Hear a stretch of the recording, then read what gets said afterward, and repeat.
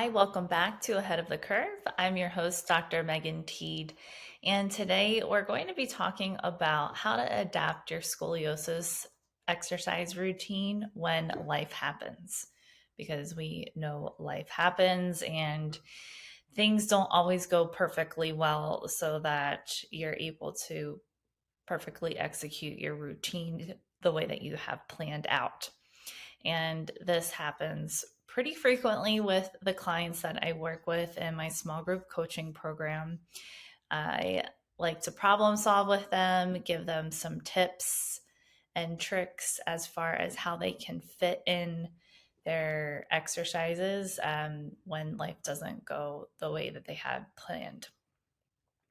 I'm just going to start off by telling a little story about my own personal experience with life happening and things not going perfectly well, things going really wrong, and how I kind of managed my scolio routine in that circumstance. And this was 2021, the fall of 2021. Unfortunately, my dad had a stroke, and you get that phone call. I got a phone call from my mom, and it feels like the world is just dropping out from underneath of your feet. Like you just can't think clearly. All I could think about was the fact that I needed to get up into Pennsylvania, where they were at the time, and help any way that I can. So as a physical therapist, you know, I'm able to provide them with help that you know other people may not be able to have access to. So, obviously I wanted to be there with my dad and do anything that I could to help them. So you're not thinking clearly, and I wasn't thinking clearly. I just packed some clothing and essentials and made my way up there. I booked a flight, and I didn't pack really like anything that I would normally pack when I'm planning on taking a trip. So things that I normally pack would be like my wedges. I would pack a yoga strap to do some elongation. So I didn't have any of that stuff, and it wasn't even on my mind. I was just trying to get there. So I had to do a lot of adapting while I was there, and it wasn't even like caring for myself wasn't even on my mind at all. The fact that my back would still need my back is still there, my scoliosis is still there, even though life is happening around me, and um I'm just having my focus on something else. So I get up there, and I'm able to help, and thankfully he is now fully recovered. So praise God for that. It was a very scary situation it was still in COVID time, and had to do a lot of advocating for my dad while he was in the hospital. I get there, and he had been in the hospital for about a day at that point, and nobody had gotten him out of bed to walk with him. And those first 24, 48 hours after somebody has a stroke are very critical time for recovery. I was infuriated when I got up there and heard that that was the situation, because he was there on a weekend. They were really short staffed. There wasn't a lot of PTs working. And I mean, it's just, there's not a whole lot of excuse for what happened. But anyway, so I'm like really kind of going off topic here. I'm sorry. So back to my routine. When I would think about it, when I would think about my scoliosis, anything can be a scoliosis exercise. So I would be driving in the car to the hospital, and I would focus on my corrections in my seated position. and do a little bit of my expansive breathing while I was sitting there. I had to be pretty innovative, and I didn't have wedges. And so then, and my mom didn't have wedges. My mom is an exercise person. She's a exercise person. She's a Pilates instructor, yoga instructor. Like, she's been the person that introduced me to fitness in my life as a child. So she has a lot of tools, thankfully. So that was helpful for me. But she didn't have wedges, so I use hand towels and folded those up to do some floor exercises when I had a moment to myself. So um,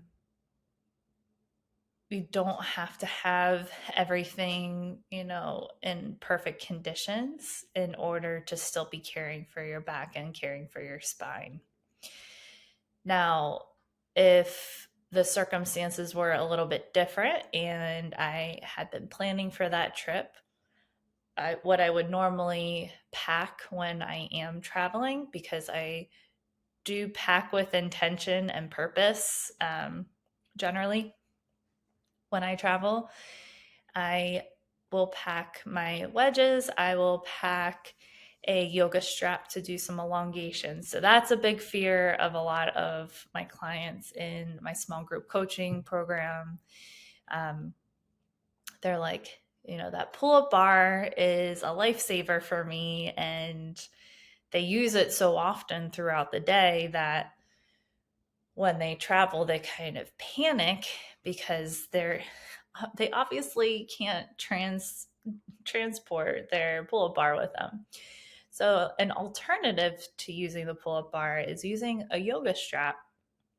And you can take the yoga strap over top of a door and do some elongations that way. So I'm going to explain it a bit to you, and hopefully you can visualize what I'm talking about as I'm walking you through this. So you have the door open, and you're standing and you're straddling the door with your feet. So you have the doorknob with the handles on either side, and that is the part that you're facing. So you take your strap and you put it over top of the door, and you're holding up high on that strap, as high as you can get on the strap, walking your feet in pretty close to the door, and then you're bending your knees, and then you're allowing that spine to elongate and have a little bit of traction there, supported traction. So that's a wonderful way of adapting your elongation so that you're not totally missing that aspect of your routine. Another way that you can get a form of elongation is still using that yoga strap and the door. This one is a bit more complicated to explain without just showing you and demonstrating. You take your yoga strap and you loop it over both of the doorknobs, and then you buckle yourself in with the doorknobs. So you're inside that loop, and you have the strap over top of both doorknobs. You're facing out away from the door now, and you can have a chair in front of you, or it would probably be a chair if you're traveling, and you put your hands down on the chair like you're doing a downward facing dog position, and lengthening your spine that way. So the strap is pretty low on your hips. You're bending your knees as much as you need to, and you're getting a nice elongation that way. So there's a lot that you can do while you're traveling. Your routine doesn't have to be perfect in order for it to be effective. Even just staying active while you're traveling, so going on walks, getting outside, really moving as much as you can, just being purposeful with that will make a big difference in the way that you're feeling. So I'm going to talk also briefly about a couple of other things that can come up that interrupt your schedule. So another one is when you are injured and you hurt your back and you're in a situation where you're not able to physically do your normal routine. It's important to listen to your body in that moment, okay? And really be able to identify what your body needs at that time. So, if you have an instance where you moved in a weird way, you fell down, and your back is really really bothering you and it's making it hard to physically move in the way that you would normally move, and you're resting on the couch, you're resting maybe in your bed. One thing that can be very underrated is visualization. So when I was in dance, I was in ballet, and we would learn this very complicated choreography, and I would find myself before I would go to bed, kind of while I was daydreaming during school. Don't tell my teachers. I would find myself visualizing the routine, visualizing myself going through the routine in my mind. And it's scientifically proven that visualization actually helps to rewire your brain um, in order to either overcome chronic pain, learn a new skill, and so on and so forth. So, if you are injured, if you are somebody who suffers with chronic pain, visualization can be hugely beneficial for you to begin to overcome that pain that you're experiencing. So, just visualizing yourself walking around, visualizing yourself walking to the mailbox, caring for your children, picking your child up from the floor, um, just walking through that experience in your mind and picturing yourself actually going through those movements can help you in your recovery from whatever injury that you have succumbed to. In addition to that, just while you're lying there, using wedges or using hand towels, something to support your prominences, if you know where those are, you can lie there and do some breathing. And that is probably one of the best things that you could do for your spine, in my opinion. So, not trying to get too far into the nitty gritty of the anatomy of scoliosis or the anatomy of your spine, but again, visualizing where your hollow spaces are. So, where those concavities are on your body. And those are the areas where your ribs are closer together, they're more scrunched together. You can just feel around on your own body and feel your rib cage. So, if you just feel the front of your rib cage on one side, you'll feel the ribs are further away from each other. And on the other side, they're closer together. And then in the back of the rib cage, it would be the opposite. Okay, so on the side where the ribs are closer together in the front, if you feel around the back, on that same side, your ribs will be further apart on that side. And then on the opposite side, it will be opposite. Okay, so the front, the ribs will be further apart from each other, and the back, the ribs will be closer together. So we want to try and visualize the air traveling to those spots where the ribs are closer together. In reality, it's very difficult. It can be very difficult to try to direct your breath in certain spots, but just actually picturing it in your mind's eye can actually help those areas expand, help the rib cage to derotate, help the spine that is attached to the rib cage to derotate, and decrease your pain. So that can be such a simple thing. It seems like it's so simple. There's no way that that can help or work, but it does. And then finally, the last thing there's so many things that can come up um, that would interrupt your perfect scolio schedule exercise routine. I could be here all day telling you different scenarios and going into detail in those scenarios, but I'm not going to do that. The last scenario is time. You are just so dang busy. I mean, this was me yesterday. I did this to myself, so I can't complain, but I had 7 clients back to back. And my appointments are 55 minutes. I do that on purpose, so that allows me a little bit of a gap in between clients for days like yesterday where, I'm just on the go all day.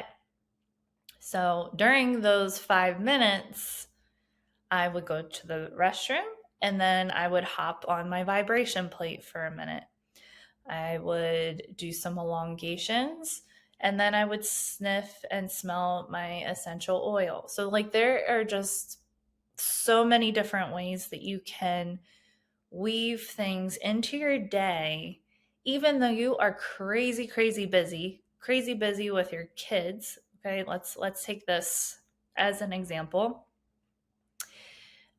You have 3 kids and they're all involved in after school activities. They have to go to gymnastics, they have to go to their softball game, all these practices, and parent teacher conference, all those things. While you're driving, there's a lot that you can do while you're in the car. So even if you're waiting in the car for your child to come out of their class, this is probably the safest time to be doing anything like this. So while you're waiting in the car, you can make sure both feet are planted on the floor and hold on to the sides of the steering wheel and kind of pull the elbows out to the sides, kind of feel like you're trying to pull the steering wheel apart, and do some expansive breathing in that position. Another thing you can do is take your hands to the roof of your car and the ceiling of your car and press up into your hands as you're pushing your hips, rooting your hips down into your seat, and do some nice expansive elongation that way. There are a bunch of other things that you can do while you're in the car like that, but again, visualization. Take advantage of those moments, that brief moments, however brief they may be, and just try and do a little bit of something while you have a couple minutes to yourself. And I know that can feel like I never have any time to myself, but I promise you, if you look for it, you probably can find some, even if it's while you're going to the bathroom, just sneaking in a quick little pee break. So, kind of in conclusion of everything that we talked about today. So whether you're traveling, whether you have an injury, whether you are crazy busy, there's always something positive that you can be finding to work on your back, work on your scoliosis. Don't just throw everything out the window if your schedule just seems impossible. There is something small that you can do that day that will add up over time because you're building that habit muscle. So the more that you put in the reps, put in the time, over time, that will turn into second nature for you. So it won't be such an effort and a hassle to fit these things in. It'll just happen. You're like, I mean, yesterday my schedule was nuts, and I was still able to do some positive things for my spine. Thank you for tuning in today. Small group scoliosis coaching is a great way to be working on your spine. I offer online sessions. It is a 6-month long program called the Scoliosis Strength Collective. I love this program because I really see people transform and take control of their scoliosis in a very positive, encouraging way. If you're interested in learning more about the small group coaching, the Scoliosis Strength Collective, you can schedule a discovery call and check out more information on my website at thescoliotherapist.com. I hope you have a great rest of your day. Until next time, stay well and stay ahead of the curve.